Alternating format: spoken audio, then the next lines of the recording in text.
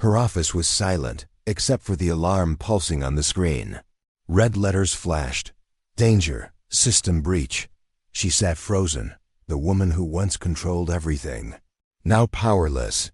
Behind her stood a quiet janitor, a man who'd seen worse battles, though none like this. In that glow of crisis, two lives, a proud CEO and a humble veteran, were about to collide. What happened next would test pride, faith, and redemption itself. If stories like this move you, don't forget to like and subscribe for more real American tales. But to understand how we got here, we need to go back to where it all began. The morning light spilled across the skyline of Norfolk, Virginia, washing the glass facade of Have Cyber Defense in soft gold. Inside the executive suite, every surface gleamed, every reflection carefully contained. Victoria Hayes stood before the window, her tailored suit pressed to perfection, her hair tied back with precision that mirrored her personality. She was the kind of woman who measured success not by joy, but by the absence of mistakes. Every minute of her day, every decision, every line of code her company produced, all were under her command. And yet, beneath the calm control, there lingered a quiet, relentless fear that one small crack could bring the whole tower down. Her assistant entered briskly, a folder in one hand and a nervous smile on her face. "The investors are already on the call," she said softly, as if afraid to disturb the illusion of calm. Victoria nodded, her eyes fixed on the conference screen ahead. Today's presentation wasn't just another meeting. It was the culmination of years of building an empire in the competitive world of defense technology. One flawless delivery could secure a multi-million-dollar government contract and solidify her reputation as one of the youngest CEOs in the industry. She adjusted her blazer, inhaled deeply, and whispered the mantra she'd repeated every morning since she started the company. Control the system. Control the outcome. The presentation began with quiet confidence. Charts glowed across the wall display, numbers rising like a symphony of success. Investors from Washington, New York, and beyond filled the screen in perfect squares. Victoria's voice was steady, deliberate, every syllable measured, every pause intentional. Her words painted a picture of dominance and certainty. For a brief, fleeting moment, she felt untouchable again. Years of sacrifice, sleepless nights, and missed birthdays had built this empire, and she was its architect, its protector, its queen. But as she clicked to the next slide, the rhythm broke. A flicker of red appeared on the screen, then another. The system froze. The presentation software collapsed into a blinking cursor, then disappeared entirely. Confused murmurs spread through the room as her CTO began typing furiously. A sharp alarm cut through the air, then another, until the entire control room erupted in flashing red. Across every monitor appeared the same message in bold capital letters. Security breach detected. The sound of gasps replaced the hum of machines. Victoria's jaw locked as she barked, "Is this a simulation?" But the trembling in her employees' hands told her it wasn't. Within seconds, the digital fortress she'd spent years building was under siege. Outside, the flag over the corporate entrance flapped wildly in the wind, as if warning of the storm within. Victoria's pulse raced as she snapped orders. "Shut down the main server. Isolate the breach. Pull the backups now." Her team scrambled to obey, but the screens were unresponsive. One by one, systems failed, access denied, data encrypted, files vanishing into digital smoke. Her voice cracked as she shouted again, her calm professionalism dissolving into desperation. For the first time in her life, the world refused to listen to her commands. The empire she had built from control was collapsing under its own weight. By mid-afternoon, chaos had spread beyond the office. Investors demanded answers, emails flooded her inbox, and news alerts flashed across financial sites accusing Hayes Cyber Defense of negligence. The company's stock plummeted 15% in a single hour. Victoria's phone buzzed with angry messages from the board, each one another blow to her composure. The once invincible CEO now stood surrounded by shattered confidence and blinking red lights. The hum of servers sounded more like an ambulance siren than a heartbeat.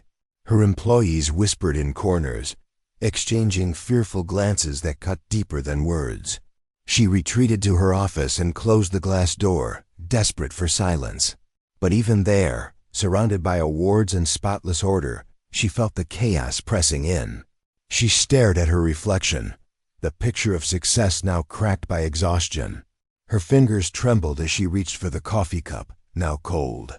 She wanted to scream, to blame someone, to fix it instantly like she always had. But the problem was invisible, untouchable, a ghost in the machine. And somewhere deep down, she knew the truth. It wasn't just her systems that had failed. Something inside her had broken too. Her mind replayed the early years, the late nights coding alone, the thrill of the first contract, the belief that she could outwork anyone. Back then, her hunger had felt noble, even patriotic. She was building tools to protect her country, to secure freedom in the digital age. But somewhere along the way, the mission had become about her.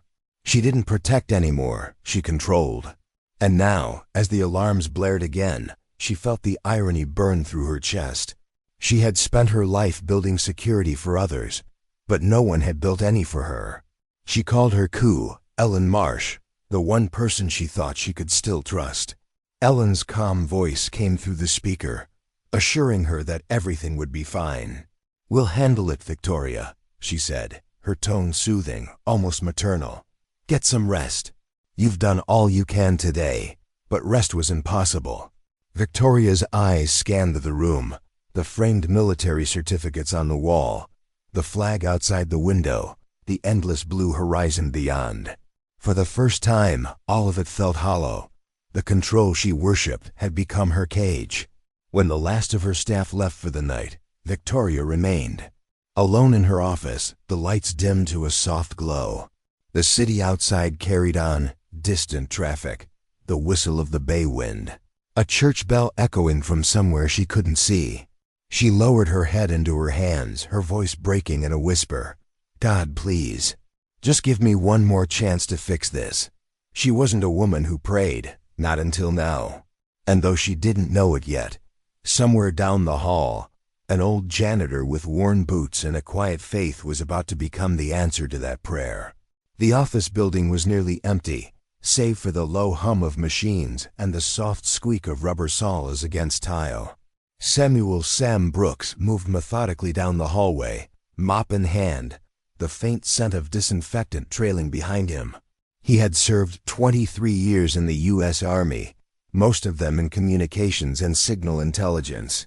Now at 62, his battlefield was a quiet office floor. He didn't mind.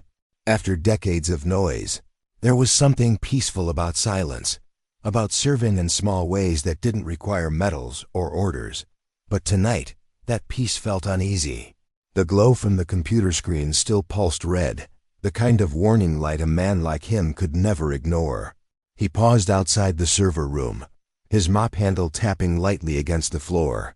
Through the glass, he could see the data streams flickering erratically, patterns of interference that stirred old instincts.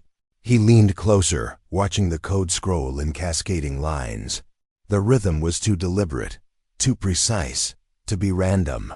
He frowned, whispering to himself, "That's not some rookie hacker." The muscles in his jaw tightened. He'd seen this kind of intrusion before, sophisticated, surgical, the work of professionals who knew how to hide in plain sight. He could almost hear his old commanding officer's voice echo in his memory. "Always read the rhythm. The code tells a story." Sam straightened, glancing toward the CEO's office. The lights were still on, though it was well past midnight. Through the frosted glass, he could just make out Victoria's silhouette, sitting still, head bowed, hands pressed against her forehead. She looked nothing like the confident woman he'd seen striding through the halls each morning. For a long moment, he hesitated, unsure if he should approach. It wasn't his place. He was just the janitor, a man who emptied trash cans and kept floors clean. But something deeper, something older than rank or job titles, pushed him forward. The instinct to serve never truly leaves a soldier. He knocked gently on the doorframe. Ma'am? His voice carried the soft gravel of experience, low and respectful. Victoria didn't look up right away. "We're closed for the night," she said absently. He nodded, shifting his weight. "Yes, ma'am. Just thought you should know. That breach you had today, it looked different. Military different. That caught her attention." She turned slowly, studying the man in front of her, gray-haired, uniform polo, name tag pinned neatly to his chest. His expression was steady, his posture straight despite the mop in his hand. For a second, she didn't know whether to laugh or listen. "Military," she repeated, almost amused. "You think you know more than my IT department?" There was no venom in her tone, only disbelief. Sam shook his head. "No, ma'am. Just seen a few things in my day. Back when I worked signals for the Army." Her eyes narrowed as if searching for a punchline. "Signals?" He nodded again gently. "Communications and encryption. You'd be surprised how often trouble hides behind familiar code." She sighed, tired and impatient. "Thank you, Mr. Brooks, but I've got experts on this. Go home. Get some rest." Her words were polite, but the wall was still there, the invisible one built from pride. Sam dipped his head respectfully, gripping the mop handle a little tighter. "Yes, ma'am," he said softly. "Good night." He turned and walked back toward the hall, his footsteps echoing in the emptiness. Behind him, Victoria exhaled sharply, staring once again at the screen filled with corrupted files. A faint guilt tugged at her chest. Something about his calm confidence lingered in her mind. But she brushed it off. She didn't have time for sentimental distractions. She had an empire to save. Pride told her she could fix it alone. Fear whispered she couldn't. As Sam finished the last of his cleaning route, his thoughts wandered. He remembered his old squad, men who could read digital footprints like hunters reading tracks. He thought of the ones who never made it home, whose names were etched into marble not far from here.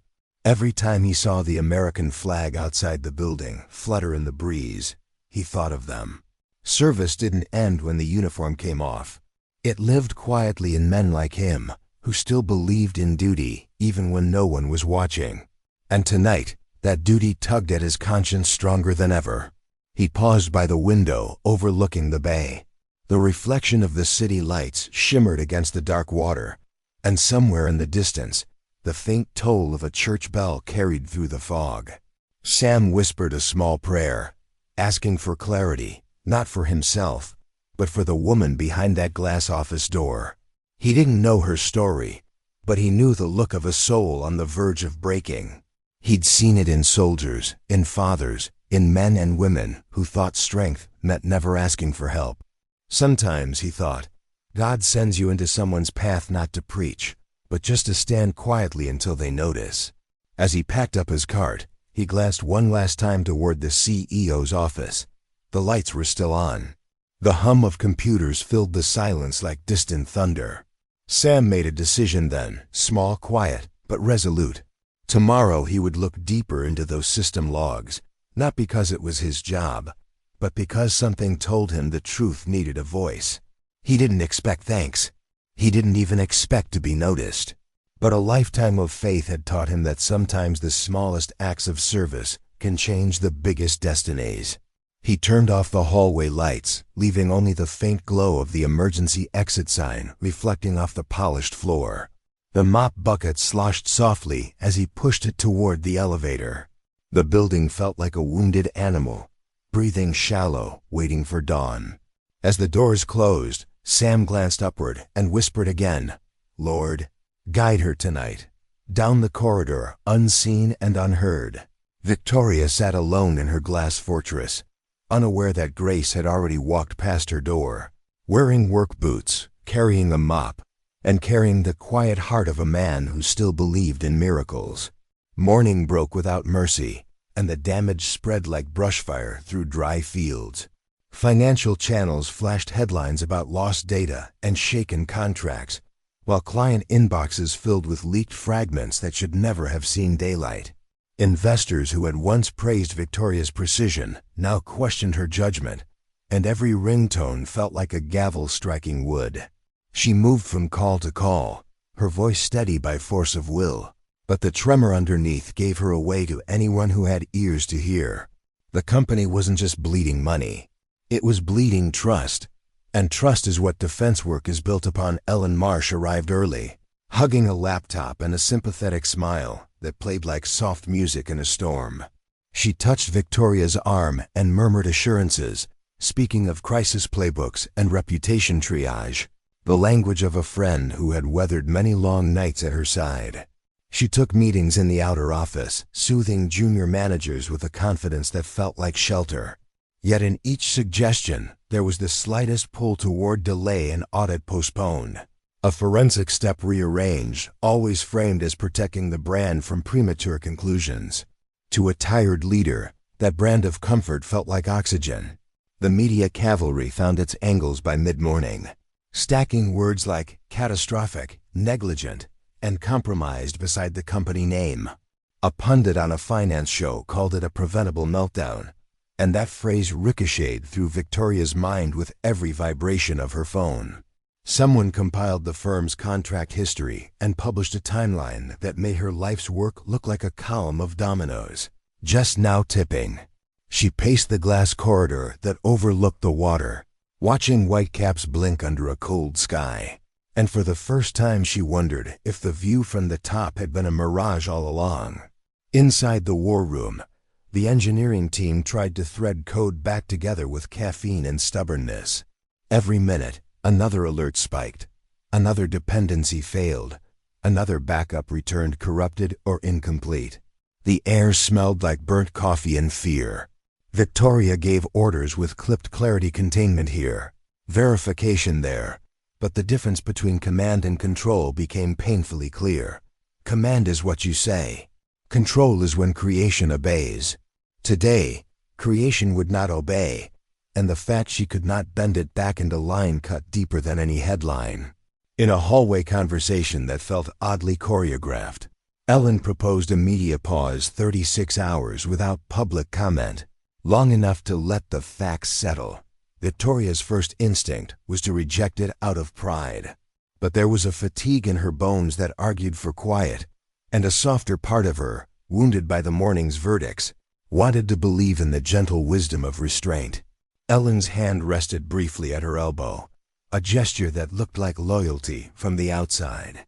The thing about storms is they make you grateful for any roof, even if it's made of paper. Sam moved like a shadow along the periphery, pushing a cart past open doors and flickering monitors. He said nothing and made no claims, but his eyes mapped the rhythm of the collapse, the way certain access logs repeated at strange intervals, the way one internal account name kept surfacing in crash reports like a buoy bobbing where it shouldn't be. He didn't have credentials to touch a terminal, and he didn't ask. Soldiers learn to watch longer than they speak. Sometimes the shape of a threat reveals itself to the patient, and the quiet first. By afternoon, a client threatened to suspend a pending government engagement, and the word breach appeared in the same sentence as national security in an email that no one would read aloud. Victoria wanted to gather the staff and swear that the walls would hold, that she had never lost a battle and wouldn't start now. Instead, she dismissed half the room to sleep and told the rest to rotate in pairs. She kept Ellen close, grateful for the woman's calm tone and tidied talking points. A leader must choose whom to trust when the sky tilts, and tired leaders often choose the voice that sounds like rest.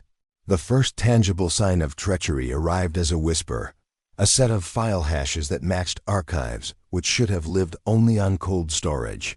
They had been touched briefly, precisely at times that overlapped with calendar entries on a single executive's machine. Victoria stared at the metadata as if it were a stranger's face that looked oddly familiar. The room seemed to shrink. She felt a flicker of heat behind her eyes and blinked it away, unwilling to give this moment her tears. If the threat was inside the house, it meant her judgment had failed where it mattered most. Ellen reappeared with tea and a promise that everything would make sense with better sleep and a tighter message tomorrow. She suggested a temporary moratorium on new admin credentials, sensible, cautious, reasonable yet in practice, Another thread that kept certain doors closed to certain people who might otherwise go looking. Victoria nodded, half present. Her mind pulled between the screaming screens and the soft cadence beside her. The mind in crisis reaches for handrails. Flattery and fluency make very convincing ones. As night fell for the second time, the office lights thinned to a constellation over empty desks. The harbor below turned from steel to ink. Victoria stood alone at the glass and caught her own reflection, the same way she had the day before and the day before that. But now the image carried a small, terrible question. Had she been standing alone all along, even when the building was full? She rested her forehead against the cool pane until a quiet ache eased the noise. In the silence behind her, a pair of worn boots paused, as if the one who wore them were asking permission from a distance to keep believing in her. She did not turn around, but she felt, without seeing, that someone had not left simply because the clock said to. Out on the bay, a lone red light blinked through fog like a heartbeat, refusing to stop. Victoria reached for the only tool she had left that didn't require electricity resolve and decided she would not leave this building until she found the truth. She would work until the sun rose and the sun after that, and if faith was a word she had never trusted, perhaps endurance could be its cousin for now. Somewhere behind her, a cart rolled on, and the quiet watcher kept his counsel for one more night. The building wore its fatigue like an old coat, seams showing, shoulders slumped. Past midnight, the hum of servers softened to a steady drone, and the overhead lights dimmed enough to turn glass walls into mirrors. Victoria remained at her desk, hair loosened from its careful knot, jacket folded over the back of a chair like a surrendered flag. Lines of corrupted code crawled across her monitor, jittering like radio static she couldn't quite tune. She rubbed her temples and tasted copper at the back of her throat, a sharp reminder that human bodies do not run on willpower alone. Outside her office, Sam slowed his cart and glanced toward the server readouts displayed on a secondary panel. He did not touch the keys. He did not need to. The pattern, the cadence was there, the way a trained ear's artillery at a distance and knows the caliber. He considered walking on, the way a man respects a boundary that isn't his to cross. He considered going home to the small kitchen table where his Bible sat open to a page he had read. So often the paper had gone thin. Instead, he took 2 quiet steps closer and memorized the sequence that scrolled at regular intervals like a second-hand ticking. At 1:13, and the last engineer left with a promise to return by dawn. The door settled, the air cooled, and the building grew still enough for thoughts to declare themselves. Victoria leaned back and stared at the ceiling, watching the faint pulse of a green emergency light wash the plaster in slow breaths. She realized she had not eaten in 12 hours and could not remember the last time she had said anything kind that wasn't an instruction. Fragility arrived not as a collapse, but as a confession. She whispered to no one, "I can't do this by myself anymore." Sam heard the chair creak and read the space between sounds the way he used to read the space between transmissions. He tapped lightly on the open door. "Ma'am," he said, as if asking leave to enter a chapel. She looked up, eyes rimmed with the ache that follows too many losses in a row. He did not step inside. "I'm sorry to bother you," he continued, "but the pattern you've got on the network, it's not random. It's got a military rhythm to it, strategic. Whoever built it knows how you think, and they know how you'll respond." His words were plain, the way truths often are before we make them complicated. She stared at him for a long breath, that invisible wall between their worlds still standing, but thinner now, like ice in late spring. "You're certain?" she asked, a challenge tucked inside the syllables to protect her from the embarrassment of hope. Sam nodded once. "I'm certain that it looks like something I've seen before, and I'm certain that you need a second pair of eyes that isn't worried about headlines."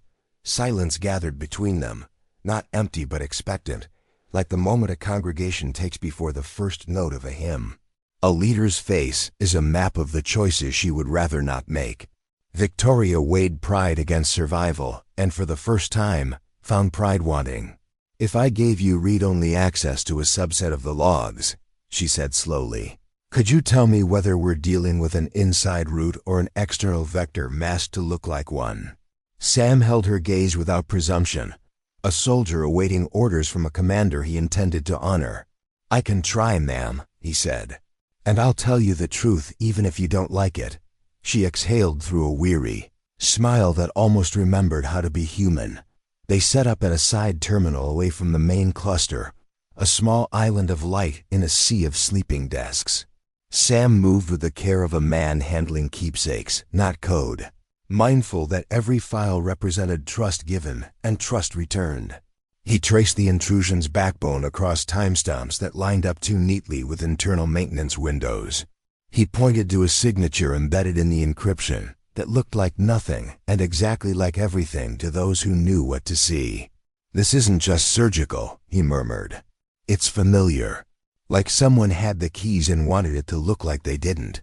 Victoria felt heat rise at the base of her neck, the instinctive rejection that follows betrayal even before proof arrives. Our backups, she said. If they were touched, Sam nodded, already pulling the relevant checksums up to compare. The first mismatch appeared, then a second, then a third, staggered like footfalls leading away from a broken door. Her mind leapt to the only place it could, to the one person who had always been nearest the locks, nearest the alarms, nearest her. She did not say Ellen's name. She didn't need to. The heart knows when a roof beam has cracked. He paused and rested his hands against the edge of the desk, not in defeat but in reverence for the moment's weight. You'll need proof, he said softly. And you'll need to move like someone who still believes in truth, even if it hurts. Victoria nodded, swallowing past a lump that tasted like iron and memory. She felt something inside her, something tight and coiled, give way, not with a snap, but with a sigh. I've been strong for so long that I forgot what honest looks like, she said. Sam answered with a half smile. Honest looks like this. Two people staring straight at the mess without blinking. They worked through the night, a quiet duet of keystrokes and whispered confirmations. Outside, the bay turned from black to slate as the horizon considered morning. Each log they checked stitched a clearer pattern, and each pattern steered them to the same quiet doorway in the system that only a handful of people knew. When they hit a checkpoint that required elevated clearance, Victoria keyed it in without hesitation and then nodded to the chair. You're on my team now, she said simply, as if naming a fact that had already been true for hours. In the pause that followed, Sam bowed his head and breathed a prayer that didn't ask for victory, so much as for courage to hold whatever truth the logs delivered. The office felt like a sanctuary in that moment, a place where confession would be answered, not with spectacle, but with steadiness. He looked up and met her eyes. We'll follow this where it leads, he said. And when we get there, we'll stand up straight. She drew a long, steady breath, feeling a fragile peace assemble itself where the old armor had cracked and fallen away. When the first thin stripe of dawn touched the glass, Victoria saved the last capture and pushed back from the desk. The fear was still there, and the cost would be real. She understood that now more than she ever had. But beneath the fear, something older had returned, a sense of order that wasn't about control, a willingness to tell the truth no matter how it sounded. She stood, extended her hand, and felt the firm, steady grasp of a man who had built his life on duty rather than applause. Thank you, Mr. Brooks, she said. Let's finish this. And for the first time in 2 days, the building seemed to breathe a little easier. The clock read nearly 2 a.m. when Sam stopped typing. Lines of code filled the monitor like tracks in snow, leading in one direction only, inward. It's someone on the inside, he said quietly. Victoria looked up, the color drained from her face. Inside? She whispered, almost refusing the word. Sam nodded, leaning back in his chair. The fatigue in his eyes was old, but the focus was sharp. Whoever did this knew your infrastructure better than your own engineers. The breach wasn't about access, it was about trust. Someone opened the door and locked it behind them. For a moment, Victoria couldn't breathe. Her mind raced through names, through faces she had hired, mentored, and defended in front of board meetings. The realization that betrayal could wear a friendly smile pressed down like a physical weight. "Can you trace it?" she asked. Sam's fingers moved again, precise and calm. He opened an audit log, scanning timestamps and signatures that only a soldier would recognize as strategic patterns. "Not yet," he said. "But the breadcrumbs are there. And whoever it is, they're not trying to steal money. They're trying to bury something." Victoria leaned closer to the screen, her reflection overlapping the code. "Bury what?" she asked, her voice trembling. Sam exhaled slowly. "You," he said. "They're trying to bury you." The words hit her harder than the breach itself. The storm outside pressed against the glass as thunder rolled across the bay, but the real storm was inside her chest. Betrayal wasn't new in business, but this felt personal, surgical, vindictive. She turned away, arms crossed, whispering as if to herself, "I gave these people everything." Sam watched her silently, the way a man watches a comrade fight a battle they can't yet name. "Sometimes," he said softly, "the people we trust the most stop seeing what we stand for. They just see what we have." He hesitated, then added, "But that doesn't mean you stop standing." Victoria's eyes lifted, wet but steady. "You sound like my father," she said quietly. "Was he military?" Sam asked. She smiled faintly. "No, pastor." For the first time in days, something close to warmth passed between them. They kept working, side by side, tracing the digital footprints of betrayal. The trail led to a restricted segment of the network only 2 people had full clearance to access: Victoria herself and Ellen Marsh. The name blinked on the screen like a heartbeat. For a second, Victoria didn't react. Then, slowly, the truth sank in, and she stepped back, her face pale as frost. "No," she whispered. "Not Ellen. She's been with me since the beginning." Sam's voice remained calm, but his eyes carried quiet sorrow. "That's what makes it fit." Victoria walked toward the window, gripping the edge of the frame as if holding on to the last stable thing in her world. Rain streaked the glass, distorting the city lights into blurred halos. "She's been helping me through this," she said weakly. "She brought me tea. She told me to rest." Sam turned off the monitor. "She told you what you needed to hear," he said, "so you wouldn't see what she was doing." The silence that followed was heavy, not the silence of peace, but of disbelief before grief. After several long minutes, Victoria turned back toward him, her expression hardening into resolve. "Can we prove it?" she asked. Sam nodded slowly. "Yes, but proof means confrontation, and confrontation means risk. Once she realizes we know, she'll burn everything she can." Victoria's voice steadied. "Then we move before she does." Sam gave a small nod of approval. "I'll start isolating her credentials, quietly." For the next hour, they worked with the precision of 2 people who had nothing left to lose but their own integrity. Every keystroke was a heartbeat. Every file retrieved another piece of truth wrestled back from the dark. The office smelled of cold coffee and rain-soaked air drifting through a cracked window. Outside, dawn began to hint at the horizon, the kind of gray light that reveals without warmth.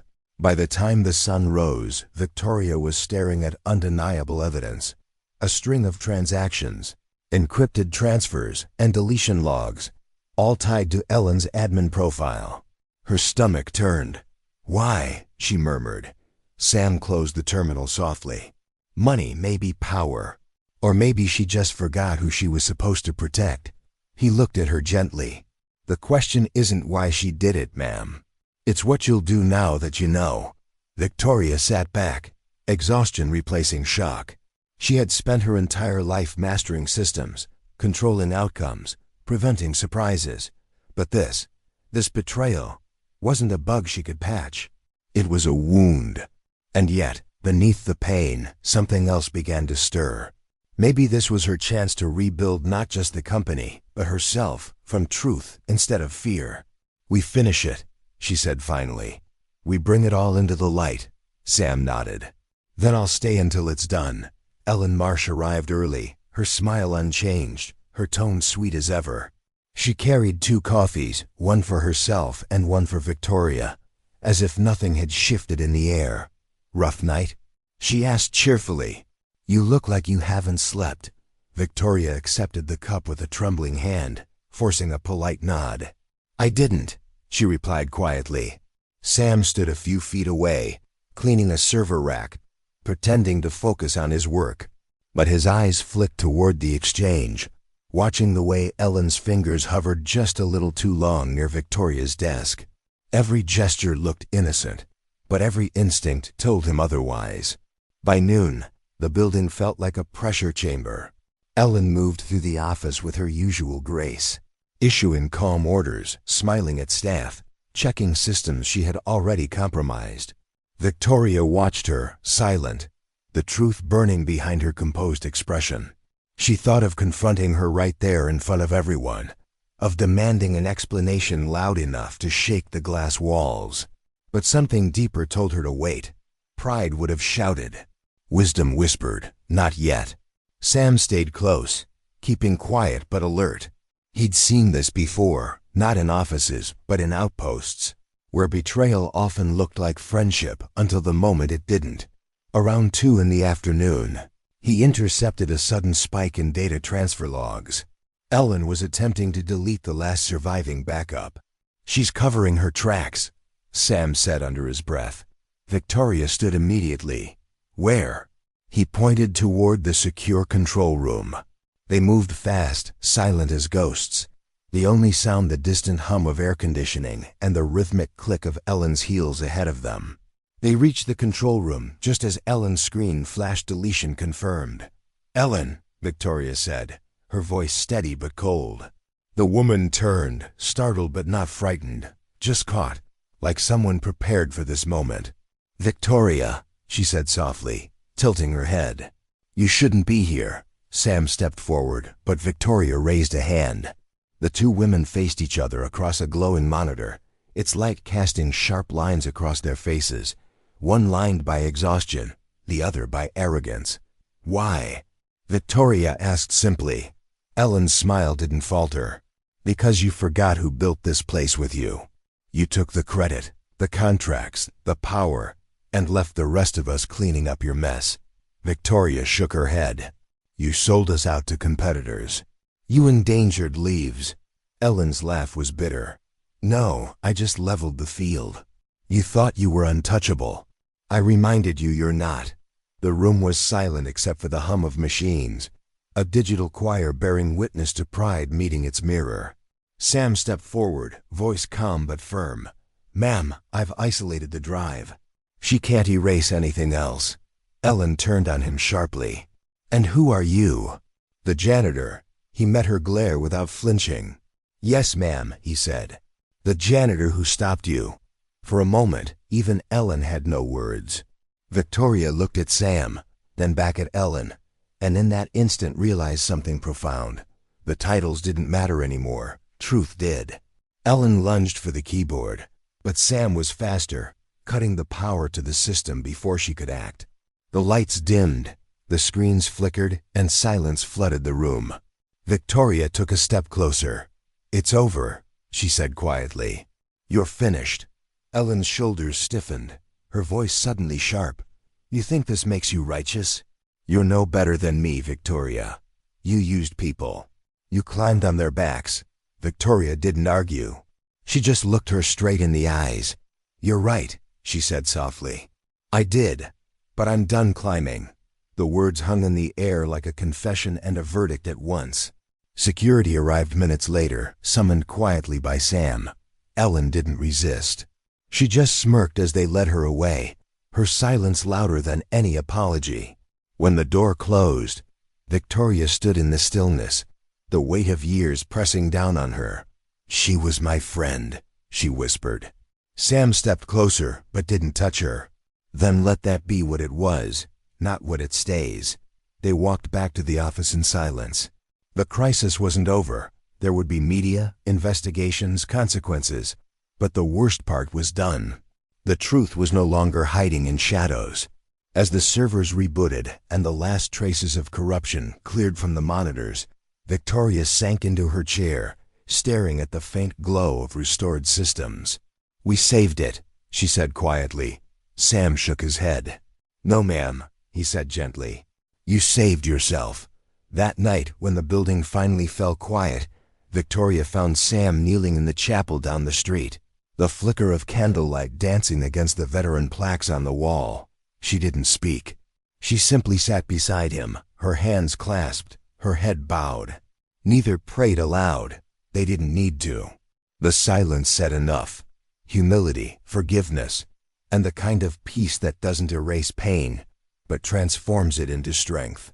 Morning came gray and heavy, the kind of light that reveals more than it comforts. The office was hushed, the storm of the past 2 days leaving a stillness that felt unnatural. Victoria stood by the window again, her reflection pale and unguarded. The air smelled faintly of metal and rain. Across the room, Sam sat quietly, his weathered hands wrapped around a mug of black coffee.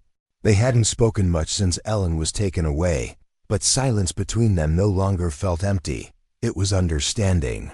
"It's time," Victoria said finally. Sam nodded. They both knew what she meant. She called a press conference for noon. There was no delay, no legal filter, no corporate script. The board had begged her to wait, to let the lawyers craft her words, but she refused. "If I've learned anything from this," she told them, "it's that truth doesn't wait for convenience." The cameras would come, the headlines would feed, and the world would watch a powerful woman stand in the ruins she helped create. But she wasn't afraid anymore. For the first time in years, her fear wasn't of losing. It was of lying. Before the conference, Sam helped her test the restored systems one last time. They stood shoulder to shoulder as the monitors hummed back to life, the network stable, the breach contained. "You sure you want to do this?" he asked. "You could resign quietly, rebuild in peace." She shook her head. "Peace built on silence isn't peace. It's debt." Sam gave a faint smile. "Then say what needs saying, ma'am, and let the truth take care of the rest." When the press arrived, Victoria walked to the podium with measured steps. Her voice carried the calm of someone who had already faced her own reckoning. "2 days ago," she began, "my company was attacked. But what you don't know is that the greatest threat wasn't digital. It was moral." She paused, eyes sweeping the crowd. "A betrayal happened under my watch. I failed to see it because I was blinded by pride, by the illusion that control equals strength. It doesn't. Strength is admitting you're human. And faith is trusting that even broken things can still be made whole." The room was silent except for the clicking of cameras. Sam stood at the back, arms crossed, his posture like that of a sentry at ease. Victoria continued, her voice gaining steadiness. "I take full responsibility for what happened. Not because I was the only one at fault, but because leadership means carrying the weight even when it hurts. I'm stepping down temporarily to let this company heal, but not because I'm ashamed. I'm doing it because integrity is worth more than any title." A reporter raised his hand, asking whether she blamed Ellen Marsh. Victoria's response came after a pause long enough to feel like prayer. "No," she said softly. "I don't blame her. Betrayal never starts with malice. It starts with fear. Fear of not being seen. Fear of not being valued. I understand that now. I built a company that was secure but cold, efficient but faithless. I forgot that people need purpose more than perfection." Her statement ended not with applause, but with a stillness that hung in the air like reverence. Reporters lowered their cameras, unsure how to follow something that felt less like a press release and more like confession. When she stepped down from the stage, Sam met her in the hallway. "You did good, ma'am," he said simply. "I just told the truth," she replied. "That's what good people do," he said. Later that evening, as the sun set over the harbor, Victoria returned to her office for the last time before her leave. She packed nothing, just stood for a moment in the quiet glow of her desk lamp, taking in the hum of machines that were finally calm.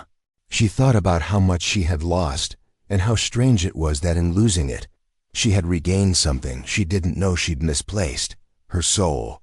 Sam appeared in the doorway, hat in hand. "Heading home?" he asked. She smiled faintly. "For once, I think I am." They walked out together, their footsteps echoing down the empty corridor. Behind them, the company lived, not perfect, but alive again. Out on the street, the flag over the building stirred in the wind. Victoria looked up at it and said quietly, "Sometimes God rebuilds what pride destroys. He just uses different hands." Sam nodded. "And sometimes those hands need calluses." The following morning dawned warmer, softer, as if the world itself had exhaled. The air carried the scent of salt and rain-soaked earth. Victoria stood on the steps of the local church, waiting for the doors to open for Sunday service. Her resignation had already made headlines, but she didn't check the news. For once, she didn't need validation to know she'd done the right thing. The truth had been spoken, the company was safe, and her heart, though heavy, was finally still. Inside, candles flickered in pools of golden light. Wooden pews creaked softly as parishioners settled in, their voices murmuring in quiet prayer. Victoria slipped into the last row, unnoticed. It had been years since she'd set foot in a place like this.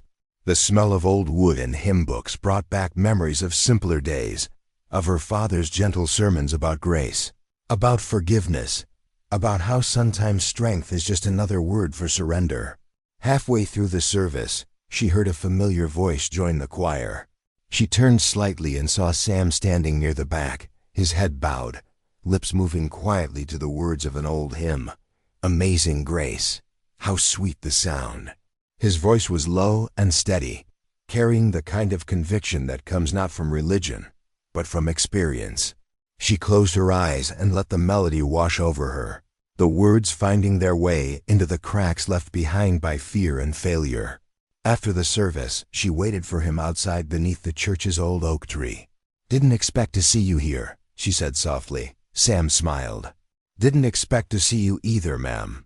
But I guess the good Lord has a habit of putting people where they belong." They shared a small laugh, the kind that doesn't chase away pain, but makes it easier to carry. "You planning on going back to the company?" he asked. She shook her head. "Not yet. They need space to grow without me hovering. I think I need to learn how to be still for a while." Sam nodded thoughtfully. Stillness ain't the same as stopping. Sometimes it's the start of something new. He looked out toward the horizon where the churchyard met the bay.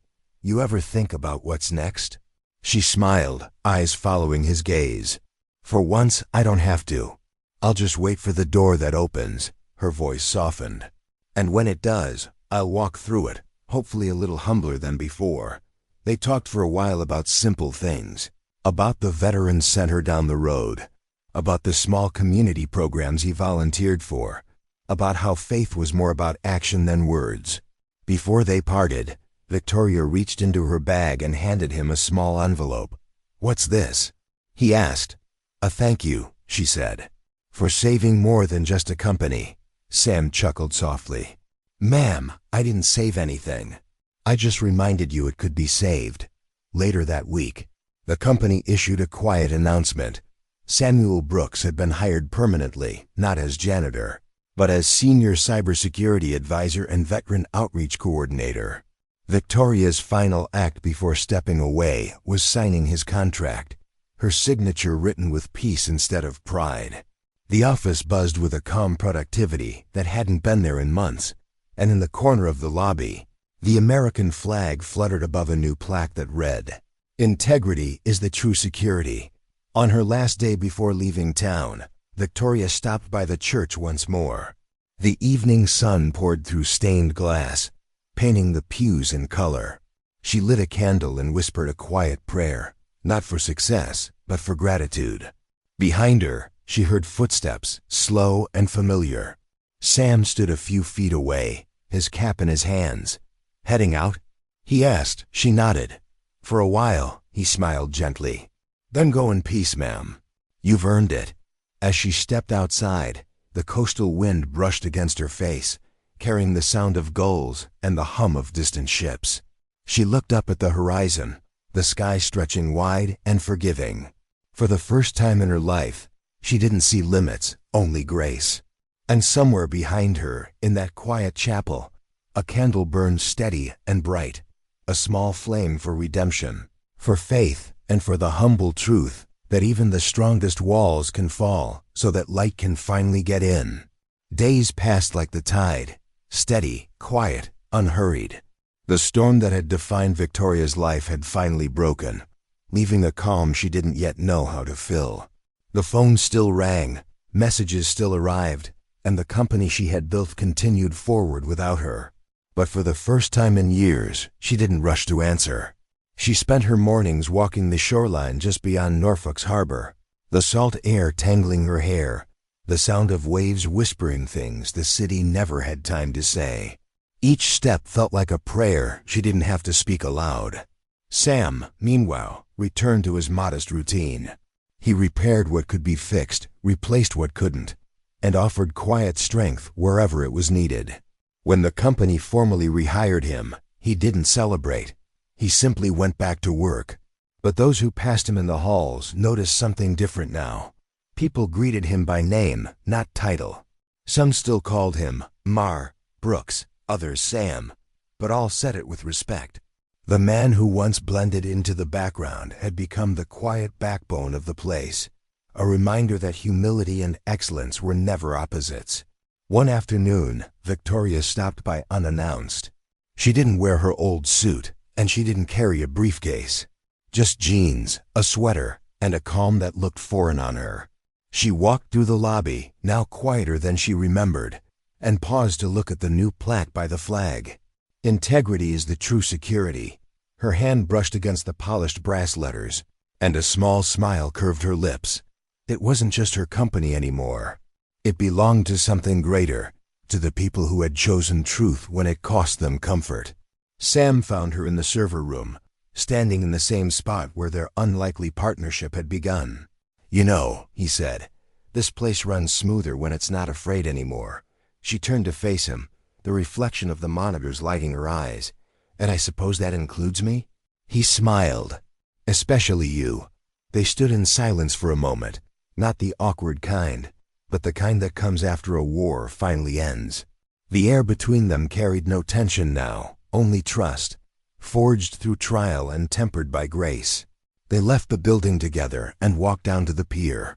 The water shimmered under a soft afternoon sun, and the gulls circled lazily above. Victoria leaned against the railing, her voice low. "I used to think peace was something you earned, after you proved yourself, after you won." Sam shook his head. "Peace doesn't come after the storm, ma'am. It's what you find when you stop trying to control the weather." She laughed quietly, the sound light and unguarded. "You always did have a way of making hard truths sound easy." As the sun began to sink, they watched the sky fade from gold to pink to a deep, forgiving blue. "You ever think about how strange this all is?" she asked. "A CEO and a janitor saving each other from themselves?" Sam looked out toward the horizon. "I think God's got a sense of humor," he said. "He puts people where they need to be, not where they think they belong." She nodded slowly, her eyes soft. "Then I guess we were right where we needed to be." In the days that followed, Victoria spent more time with her family, reconnected with old friends, and rediscovered small joys she had long forgotten, reading by lamplight, cooking her own meals, sitting outside while the world moved without her needing to direct it. The ache of failure faded into something gentler, wisdom, perhaps, or faith. And though she rarely said it aloud, she knew that what Sam had given her wasn't just help, it was perspective. The kind that changes everything. Every evening, she returned to the chapel, lighting a single candle before sitting in silence. She didn't pray for success or control anymore. She prayed for gratitude, for the chance to start again, and for the man who reminded her that second chances aren't earned. They're given. And as she sat there, the flicker of the flame reflected in her eyes, she realized that forgiveness, both of others and of herself, was the quietest kind of strength. When she left the chapel one night, she found Sam outside, leaning against his old pickup. "You always seem to know where to find me," she said with a smile. "No, ma'am," he replied. I just tend to show up where peace does. The two of them shared a brief laugh before parting ways. No promises made, no goodbyes needed. Some bonds, she realized, don't fade. They just move into the rhythm of life, like faith itself. Unseen, but steady. Months passed, and the company, once on the brink of ruin, flourished again. Under new leadership, it began supporting cybersecurity programs for veterans, offering training and jobs to those looking for purpose after service. Sam oversaw the initiative quietly, never asking for recognition. His days were spent mentoring others, his evenings volunteering at the local church, and his nights often ending with the simple comfort of knowing he'd done good work. The man who once mopped floors now helped rebuild futures, and he carried the same humility with every step. Victoria, meanwhile, built a new rhythm of her own. She began speaking at small-town community gatherings, not about profit or innovation, but about redemption. Her talks weren't rehearsed or polished. They were honest, raw, human. She spoke about failure, about faith, about how sometimes losing everything is the only way to remember what matters. People listened, not because she was a CEO, but because she was living proof that grace doesn't end where pride begins. One quiet evening, she returned to the office unannounced. The building looked different now, warmer, more human. Photos of employees lined the halls, alongside framed quotes about integrity and service. In the center lobby, beneath the flag, a small plaque carried words she hadn't seen before. It read, "Dedicated to those who protect others not for glory, but for good." Beneath it was Sam's name. Her eyes filled with quiet pride. He had built not just a department, but a culture, one founded on faith in people, not systems. She found him upstairs, fixing the small flickering light. "You still can't stay away from broken things, can you?" she teased. He chuckled. "Guess I'm just wired that way." She leaned against the doorframe, smiling softly. "You know, you could have taken a desk job by now." He shrugged. "Desks make me restless. I like being where I can do some good with my hands." Then he looked at her, his tone sincere. "You seem lighter, ma'am. Happier." She nodded. "I am, because I stopped building walls and started building bridges." They walked the hallways together, the hum of computers mixing with the sound of quiet laughter from employees down the hall. It felt less like a company and more like a community now. "You ever think about how strange it is," Victoria said, "that something so broken could turn into something good?" Sam smiled. "That's how redemption works. It doesn't erase the cracks, it fills them with light." That Sunday, the company held a dedication ceremony for its new veterans program. Victoria attended quietly, sitting in the back while Sam spoke briefly at the podium. His words were simple and steady. "Most of us spend our lives chasing strength," he said. "But real strength is found in service, in doing what's right even when no one's watching. We build security not just in code, but in character." The crowd stood in applause, but Sam only nodded humbly and stepped aside, letting the moment belong to something larger than himself. After the event, Victoria approached him by the church doors. "You know," she said, "you've done more for this place than I ever did." He smiled. "No, ma'am. You just had to go through the fire so the rest of us could see the light." She laughed softly, shaking her head. "You always make it sound so poetic." "Just the truth," he said, tipping his hat. "And the truth's been good to both of us." That night, Victoria returned to the chapel one final time. She lit a single candle, just as she had before, but this time, the prayer was different. Not for forgiveness, not for clarity, but for gratitude. Gratitude for second chances, for unseen heroes, for faith restored. The flame danced quietly, reflecting on the brass fixtures of the altar. In its light, she saw the journey behind her. Not a fall from grace, but a walk toward it. Outside, the wind moved through the trees, carrying the scent of salt and pine. Sam stood at the base of the church steps, looking up at the stars. When Victoria joined him, he said softly, "You ever think about how God writes stories?" She smiled. "Every day." They walked down the path together in silence, their footsteps fading into the night. And though their words were few, the message was clear. Redemption had done its work. The strong had learned to kneel, and the humble had taught the proud to stand again.